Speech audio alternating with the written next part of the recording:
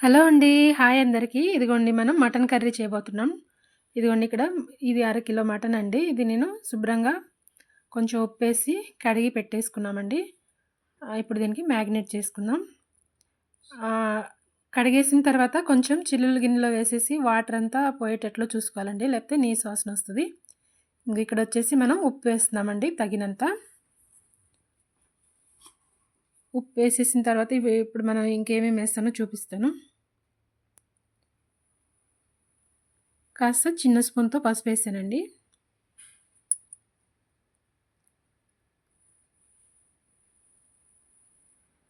కారం అండి. అంటే మనం తీసుకున్న దాన్ని బట్టి ఏసుకోవాలండి. అంటే మనం కొంచెం ఎక్కువ తిన్నా, తక్కువ తిన్నా కారం దాన్ని బట్టి వేసుకోవాలి. ఇప్పుడు నేను తీసుకున్న దానికి తగినంతగా కారం ఏసాను. ఒక స్పూన్ అల్లం వెల్లుల్లండి.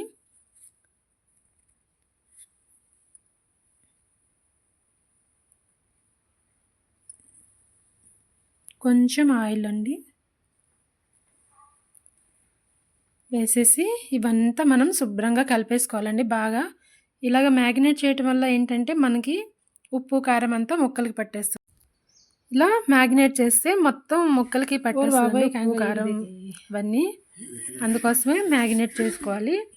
చేసుకున్న తర్వాత ఇదొక అరగంట గానీ, గంట గానీ ఫ్రిడ్జ్‌లో పెట్టేస్తే ఇంకా బాగా పడతదండి. లేదు మనకిప్పుడు అర్జెంట్‌గా వండుకోవాలంటే ఇలా వండేసుకున్నా కూడా పర్వాలేదు.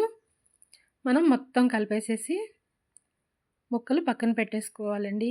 ఒక మూత పెట్టేసి పక్కన పెట్టేసుకోవాలి.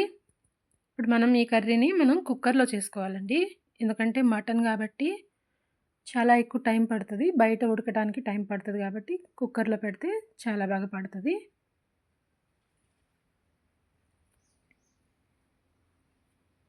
ఇదైతే అన్ని ముక్కలకి బాగా పట్టే వరకు మాత్రం మ్యాగ్నేట్ చేసుకోవాలండి.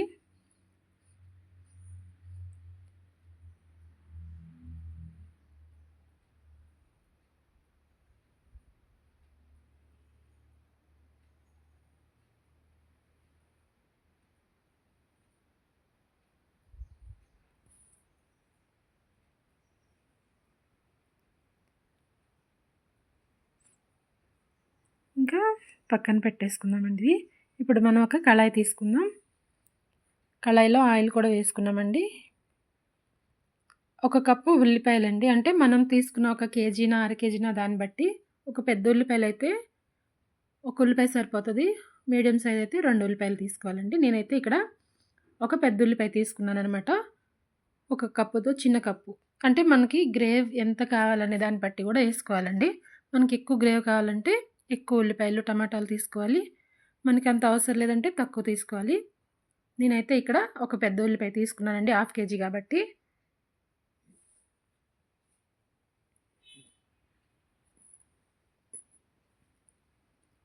ఇవి కాస్త ఫ్రై అవ్వాలండి. కాస్త ఫ్రై అయిన తర్వాత మనం టమాటా ముక్కలు కూడా వేసుకోవాలి. టమాటాలు వచ్చేసి ఒక 2 తీసుకున్నానండి మీడియం సైజు. అదే పెద్దదైతే ఒకటి సరిపోతది. కాదు మనకి ఇంకా గ్రేవీ ఎక్కువ కావాలంటే ఇంకా ఎక్స్ట్రా కూడా వేసుకోవచ్చు. నేనైతే వేయించుకోవాలండి ఇవి. అలాగే మనకి గ్రేవీలోకి కాస్త జీడిపప్పులు వేసుకోవాలండి. జీడిపప్పులు వేసుకుంటే మనకి గ్రేవ్ వస్తది. అలాగే టేస్ట్ కూడా బాగొస్తదండి. కొంతమందంటే పచ్చి కొబ్బరి లేకపోతే కొంచెం నువ్వులు, గసగసాలు అవి కూడా వేస్తారండి. అంటే హోటల్స్‌లో అలా చేసినప్పుడు ఎక్కువ వేస్తారు. అవన్నీ ఏయటం వల్ల కూడా గ్రేవీ బాగొస్తది. టేస్ట్ కూడా వస్తదండి. మనమైతే ఇక్కడ ఒక 5-6 వరకు జీడిపప్పులు వేసుకున్నాము. ఇవి కాస్త ఫ్రై అవ్వాలి. వీటిలో అయితే నేను ఉప్పు గానీ, పసుపు గానీ ఏది ఏయట్లేదండి. మనం కర్రీలోనే వేసుకుంటాం గదా! అందుకని ఇవి కాస్త మగ్గాలి. ఇలా మూత పెట్టేసి కొంతసేపటి తర్వాత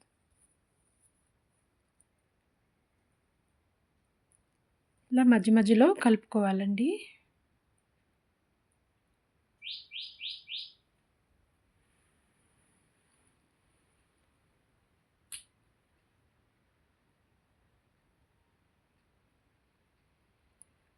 మనం మిగతా ఏ కర్రీ చికెన్ కర్రీ చేసినా, లేకపోతే పన్నీర్ మసాలా చేసినా, మనం లేదంటే బనానా కర్రీ చేసినా, ఏ కర్రీలు గూడా గ్రేవ్ కర్రీలు ఏదన్నా చేసినప్పుడు ఇలాగ మనం ఉల్లిపాయ, టమాటా ఫ్రై చేసుకొని మిక్సీ పట్టుకొని వేసుకుంటే గ్రేవ్ చాలా బావుంటదండి. అలాగే మనకి గ్రేవ్ ఎక్కువ గూడా వస్తది. ఇంక చపాతీల్లోకి అలా తినేటప్పుడు, లేదంటే బిర్యానీలోకి అలా తినేటప్పుడు గూడా చాలా బావుంటదండి. టేస్ట్ వస్తది.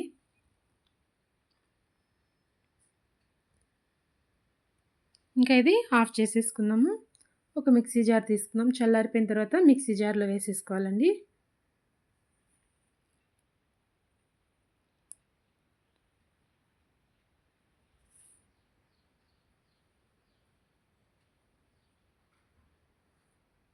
అలాగే మిక్సీ పట్టేసుకోవాలి ఇది.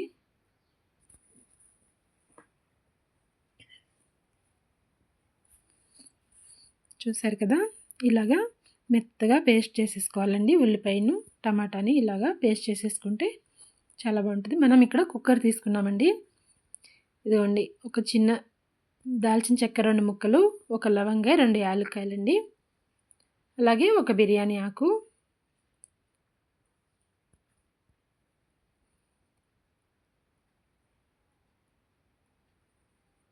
ఇంకా మీకు ఘాటు కావాలంటే మిరియాలు, ఇంకా ఏవి గూడా ఏసుకోవచ్చండి. నేనైతే మనం ధనియాల పౌడర్ ఇంట్లో అవన్నీ ఏసి చేస్తాం గాబట్టి ఇవి కాస్త ఫ్లేవర్ కోసమే వేశానండి.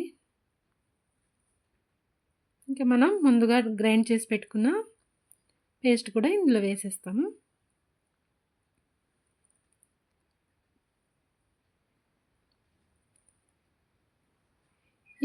మనం ఆల్రెడీ ఉల్లిపాయ, టమాటా ఉడికించుకున్నాం కదండీ! ఇది ఎక్కువ టైం పట్టదు మనకి. కాస్తంత ఇలాగ కాస్తంత ఆయిల్ పైకొచ్చే వరకు కాస్త వేయించుకుంటే సరిపోతది.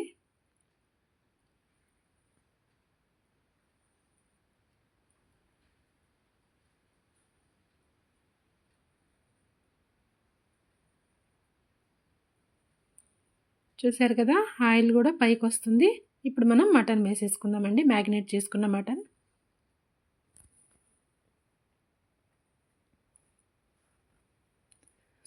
బాగా కలిపేసుకోవాలి. ఇందులో మనము అన్నీ వేసేసుకున్నామండి. ఉప్పు, కారం అవన్నీ ఏసుకున్నాం. తర్వాత ధనియాల పొడి తర్వాత ఏద్దాం.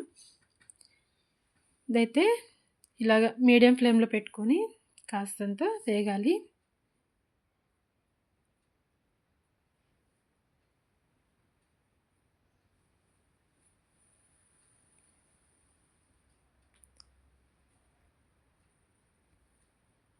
చూసారు కదా! ఆయిల్ ఇలా పైకొస్తుందనమాట.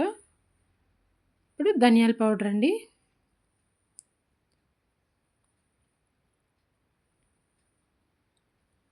మనం తగినంత ధనియాల పౌడర్ వేసుకున్నాము. అలాగే కాస్తంత జీలకర్ర పౌడర్ వేస్తానండి.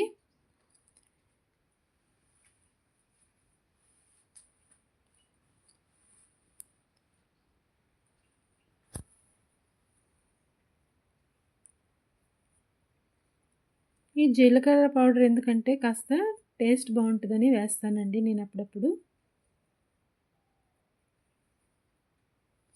కలిపేసుకోవాలి మొత్తం. అలాగే ఒక పెద్ద గ్లాస్‌తో వాటర్ అండి. అంటే ఒక పావు లీటర్. ఒక పావు లీటర్ వరకు మనం మరీ ఎక్కువ గూడా పోసుకోవట్లేదు. ఒక పావు లీటర్ వరకేనండి. మనకి గ్రేవ్ మరీ నీళ్ళ నీళ్ళగా కాకుండా కాస్త చిక్కగా ఉండటం కోసమే మనం వాటర్ తక్కువ తీసుకున్నాం. ఇలా మొత్తం కలిపేసుకోవాలి.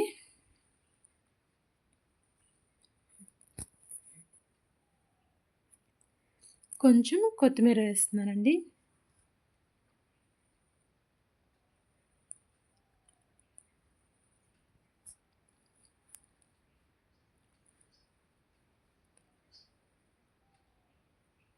మనకి కుక్కర్‌కి మూత పెట్టకుండానే ఇలా ఆయిల్ పైకొచ్చే వరకు ఉడకనిస్తే టేస్ట్ బావుంటదండి.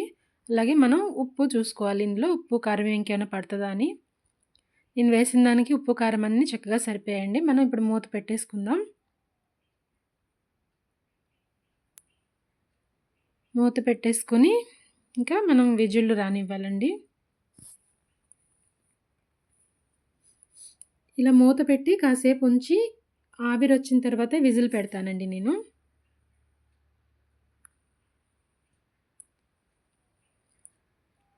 ఇది మటన్ కాబట్టి మనకి 6-7 వరకు విజిల్లు రావాలండి.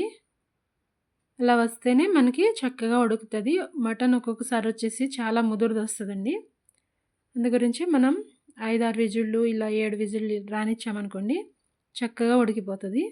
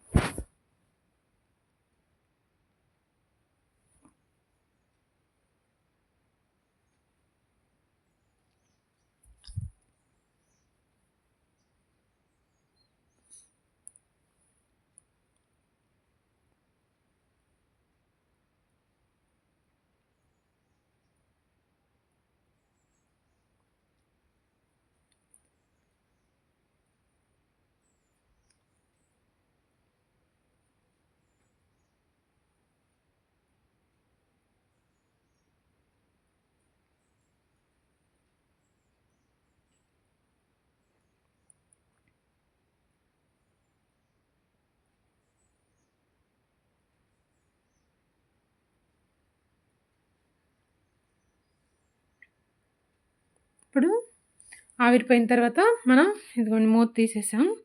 చూసారు కదా ఎంత చక్కగా ఉడికిందో. ఆయిల్ అంతా కూడా పైకి వచ్చేసింది. చూసారు కదా కలర్ఫుల్గా కూడా ఉంది. టేస్ట్ కూడా చాలా బాగుంటుందండి. ఇదిగోండి మీకు చూపిస్తాను చూడండి గ్రేవ్ ఎంత బాగా వచ్చిందో. ఇదిగోండి ఈ విధంగా ఉంది. ఇది మనం బిర్యానీలోకి కానీ రోటీస్లోకి పూరి చపాతీలోకి దేంట్లో తిన్నా కూడా గ్రేవ్ కూడా చాలా బాగుంటుందండి.